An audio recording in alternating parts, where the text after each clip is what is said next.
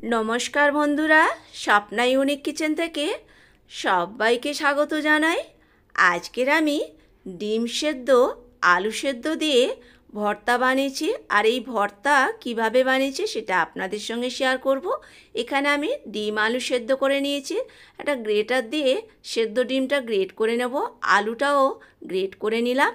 আর এদিকে পেঁয়াজ কেটে নিয়েছি, ধনেপাতা কেটে নিয়েছি, কাঁচা লঙ্কা কেটে নিয়েছি, আর অল্প নিয়ে নিয়েছি মটরশুঁটি সেদ্ধ করে। তো বন্ধুরা, পুরো ভিডিওটা দেখার অনুরোধ রইল। আর এখানে কড়াইতে আমি বেশ কিছুটা সর্ষের তেল দিয়ে দেবো। সর্ষের তেল গরম হয়ে গেলে এখানে দিয়ে দেবো পেঁয়াজ কাটাটা।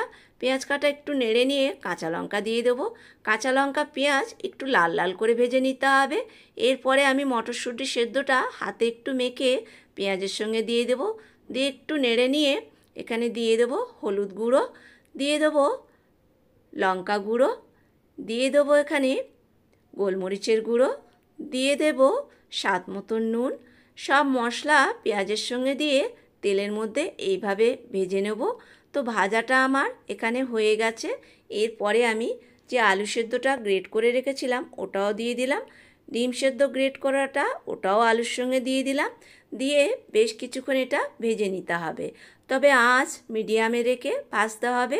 আর এটা আমার ভাজাটা হয়ে গেছে। এরপরে নামানোর আগে আমি দিয়ে দেবো বেশ কিছুটা ধনেপাতা দিয়ে আলুর সঙ্গে এইভাবে মিশিয়ে নিতে হবে। এরপরে দিয়ে দেবো কিছুটা চিলি ফ্লেক্সটা দিলে বেশ গন্ধটাও সুন্দর হয়, খেতেও দারুণ লাগে। তো এটা আমার বানানো হয়ে গেছে, কত সুন্দর দেখতে লাগছে, খেতেও অপূর্ব হয়েছিল। এরপরে আমি নামিয়ে নেব একটা প্লেটে। তো এর আগে আমি সজনে শাকের পরোটার রেসিপি দিয়েছিলাম, দু রকমের, একটা প্লেন পরোটা দিয়েছিলাম আর আরেকটা পরোটা দিয়েছিলাম রেসিপি পুর ভরা পরোটা। তো সেই পুর আমি এইভাবে বানিয়ে নিয়েছিলাম, আলু ডিমের এই পুর বানিয়ে আমি পরোটাটা বানিয়েছিলাম। আর এটা শুধু পরোটা না, এটা ভাতের সঙ্গেও দুর্দান্ত লাগবে। ভাতের সঙ্গে পাতলা মুসুর ডাল আর গন্ধরাজ লেবু আর এই রকম আলু ডিমের ভর্তা যদি হয়, এক থালা ভাত না, দু থালা ভাত খেয়ে নেবেন।